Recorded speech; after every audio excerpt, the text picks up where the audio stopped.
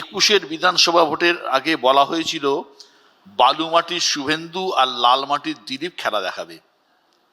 এখনকার দিলীপ কোন মাটিতে? দিলীপ ঘোষ সবসময় মাটির সঙ্গেই আছে। আমি উত্তরবাংলায় যতটা সাবলীল, দক্ষিণ বাংলার জঙ্গলমহলে ততটা সাবলীল।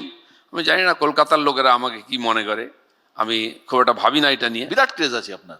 তো ভদ্রলোকেরা তো সত্য কথা বলে কম, যেটা মনে ভাবে সেটা মুখে বলে না, তাই সেজন্য বোঝা যায় না ব্যাপারটা। আর গ্রামের লোক, মফস্বলের লোক, যেটা মুখে সেটা মনে সেটা হাতে। তো আর আমি তো জঙ্গলমহলের লোক, মুখের হাত বেশি চলে ওখানে, লোকে বলে হাত থাকতে মুখ কেন এরম বলে। তো সেই জন্য আমি আমার কাজ করি, সাধারণ মানুষের সঙ্গে থাকি, সাধারণ জীবনযাপন। যেদিন থেকে আমার রাজনীতিতে এন্ট্রি হয়েছে আপনি আমাকে দেখছেন, আমি তারা বলতে পারি যে বিশ্বনাথ আমাকে চেনে। আপনি বলুন আমার মধ্যে কি পরিবর্তন দেখেছেন? আমি এমএলএ, জোর করে এমএলএ হয়ে গেলাম, আবার জোর করে এমপি হয়ে গেলাম, আমাকে প্রেসিডেন্ট করা হলো, আমি আজকে জিরো। পার্টি তো থার্ড পার্সেন্ট সিঙ্গুলার নাম্বার, আমি এখন কিছুই নাই। আমাকে টিকিট দিয়ে জিতে এমএলএ হব। আপনি 2-3 বছর দেখছেন, তার মধ্যে ইন্টারভিউ নিয়েছেন। দিলীপ ঘোষের কি পরিবর্তন দেখেছেন? দিলীপ ঘোষ আছে। একটাই পরিবর্তন, বিয়ে হয়েছে আপনার। হ্যাঁ, বিয়ে হয়েছে। হ্যাঁ, এটাও অ্যাক্সিডেন্ট, একটা বিয়েটা হয়ে গেছে। প্রধানমন্ত্রী পর্যন্ত মিষ্টি খেতে চেয়েছেন, কি বললেন প্রাইম আমি মিনিস্টার? বলেছি ইলেকশনের পরে খাও। দিলীপদা, সম্ভবত এই প্রথম ভোটার তালিকা অসম্পূর্ণ রেখে নির্বাচনে যাচ্ছে নির্বাচন কমিশন। 60 লক্ষ ভোটারের নাম এখনো ঝুলে রয়েছে, অ্যাডজুডিকেশনে রয়েছে। তারা এখনো জানেন না ভোটাররা ভোট দিতে পারবেন কি না। হয়তো সাপ্লিমেন্টারি লিস্ট এর মধ্যে বেরোচ্ছেও।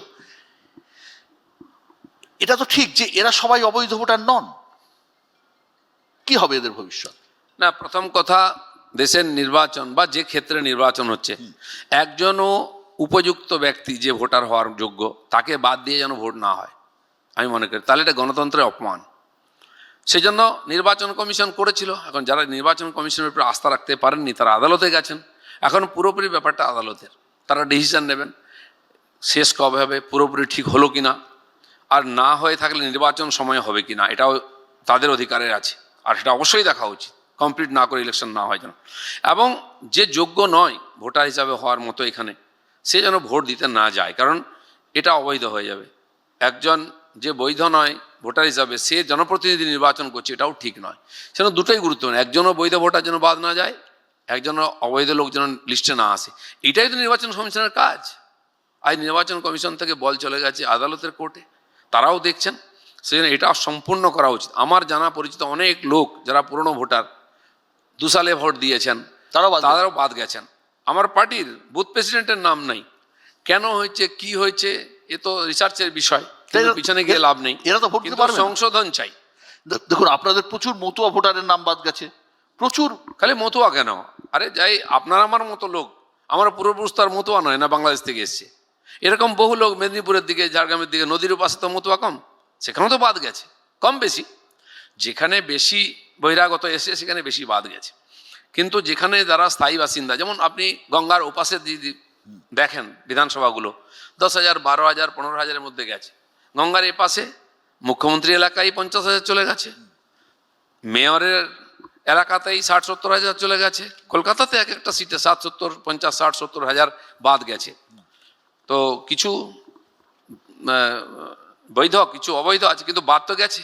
অবৈধ ভোটার এদিকে বেশি আছে, কিন্তু সেটা তো ছাঁটাই হওয়া উচিত, তবে ভোট হওয়া উচিত। ভোটে কি এর প্রভাব পড়বে? ভোটে কি প্রভাব পড়বে?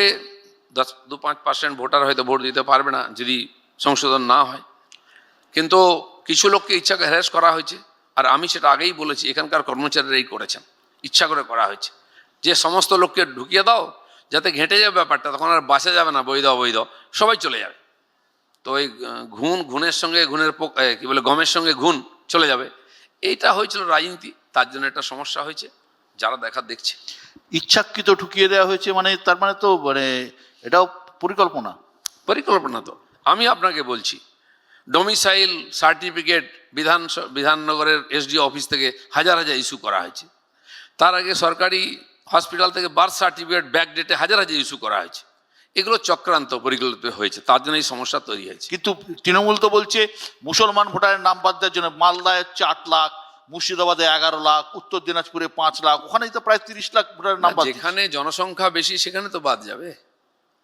ঝাড়গ্রামের লোকই নেই, তার বাদ যাবে কত? ভোটার কত সেখানে, কত বাদ যাবে? আর আমি তো বলছি বর্ডার এলাকায় সব জায়গায় সেম প্রবলেম, কুচবিহার থেকে কাকদ্বীপ, এই জেলাগুলো বর্ডারে সব জায়গায় অনুপ্রবেশ হয়েছে। আমরা বলেছি 1 কোটির বেশি ভুয়ো লোক আছে, আর সেগুলোই প্রমাণ হয়েছে। মমতা ব্যানার্জিও বলেছেন 1 কোটি 20 লাখ বাদ যাবে, তো উনি কি করে বললেন? উনি 2005 সালে আপনারই বলছিলেন যে উনি 2005 সালে ইস্যু তুলেছিলেন, তখন আমরা তুলিনি। 2005 সালে পার্লামেন্টে স্পিকারের সামনে আওয়াজ তুলেছিলেন যে বাংলার জন্য অনুপ্রবেশ বিরাট বড় সমস্যা, ছেয়ে গেছে, আলোচনা হোক। তখন অনুমতি হয়নি, উনি কাগজ ছুঁড়ে মেরেছিলেন। আজ কেন ওনার মনে হচ্ছে কোনো অনুপ্রবেশকারী নাই? আপনি মনে করেন যে আপনি তো মানে স্ট্রেট কথা বলেন, কোটি কোটি বাংলাদেশি রোহিঙ্গা এখানে আছে? কোটি কোটি জানি না আমি, কিছু তো আছে, শুধু এখানে নয়, আজ সারা ভারতবর্ষে যে অনুপ্রবেশকারী আর রোহিঙ্গা আছে তারা এটা দিয়ে গেছে, কোটি কোটিই হবে। আপনি জম্মু কাশ্মীর থেকে তামিলনাড়ু, মুম্বাই থেকে আরম্ভ করে বিহার, দিল্লি, উত্তরপ্রদেশ, কোথায় নাই? ধরা পড়েছে বস্তির পর বস্তি রোহিঙ্গা, তারা স্বীকারও করেছে এবং বাড়ি যাওয়ার জন্য চলেও এসেছে, যে আমরা ইসলাম কাজের জন্য আমরা চলে যাব। কোটি কোটি কিনা সেটা দেখার দায়িত্ব যাদের, তারা দেখবে। আমরা তো এটা আন্দাজে বলেছি। আজ যদি বাংলাদেশে 12 লক্ষের বেশি এখনও রোহিঙ্গা ক্যাম্পে থাকতে পারে, তারা 12 বছর ধরে বাচ্চা দিচ্ছে, সে লোকগুলো গেল কোথায়? দেশ ভাগের পরে প্রায় 20,000-এর বেশি পাকিস্তানি মুসলিম, যাদেরকে বিহারি মুসলিম বলা হয়, তারা বাংলাদেশের ক্যাম্পে ছিল, যাদেরকে ওখানে মুজাহিদ বলা হয় বাংলাদেশ পাকিস্তানে। তারা বলেছিল আমরা লং মার্চ করে ভারতের ভিতর দিয়ে পাকিস্তানে চলে যাই, আমরা বাংলাদেশে থাকবো না। আমাদের সরকার বলেছিল গুলি করে উড়িয়ে দেবো, বিএসএফ বলে আটকায়নি। কিন্তু আজকে একটা লোকও নাই, সব ঢুকে পড়েছে এখানে। আজকে ধর্মতলায় যত হকার বসে আছে, তারা কারা? বাংলায় কথা বলে? তারা কোথা থেকে এলো? কবে এসছে জিজ্ঞেস করুন, তারা পূর্বপুরুষ কোথায় ছিল? এরা এসে এখানে মিশে গেছে, আর এখানকার আমাদের সমস্ত ভাগ করে খাচ্ছে।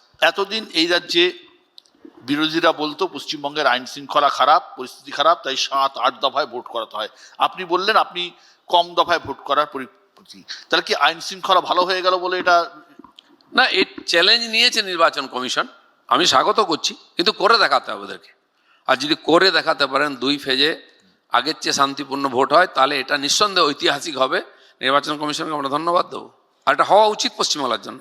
কেন পশ্চিমবাংলা মানে কোশ্চেন মার্ক হবে? কেন ভোট ঘোষণার লোক ভয় থাকবে, কি জানি ভোট দিতে পারবো কিনা, কি জানি কিরম ভোট আসবে, কেন সেন্ট্রাল ফোর্স আসবে কিনা, এই প্রশ্ন কেন করবে লোকে? কেন সেন্ট্রাল ফোর্স আসবে? এখানকার পুলিশকে অত অযোগ্য, অকম্মা, তারা এটা ভালো করে ভোট করাতে পারে না? নাকি ওরাই গন্ডগোলটা করায়? গিরিশ পার্কে পুলিশ কোথায় ছিল যখন ওখানে গন্ডগোল শুরু হলো? বাস আটকে একজন মন্ত্রী বাস ভাঙছিলেন, তারপরে দেখলাম কোথা থেকে পুলিশ এলো, পুলিশকে দেখা গেল মাথা ফাটিয়ে। সে পুলিশ কখন ঢিল খেলো, কোথায় ছিল আমরা জানতে পারলাম না। এই ধরনের ঘটনা হয় কেন পশ্চিমবাংলায়? আপনি বিশ্বাস করেন এসআইআর করলেই বিজেপি জিতবে? জিতবে কি নয়? এসআইআর আলাদা জিনিস, হার জিত আলাদা জিনিস। জিতার সম্ভাবনা বাড়বে। যেখানে 10,000 ভোটে আমরা পিছিয়ে আছি, সেখানে 20,000 ফলস ভোট পড়েছে, 50,000 ফলস ভোট আছে লিস্টে, সেটা বাদ গেলে সেখানে জেতার সম্ভাবনা আছে। সেই জন্য টিএমসির টেনশন, সেই জন্য মমতা ব্যানার্জিকে ধর্ণা দিতে হচ্ছে।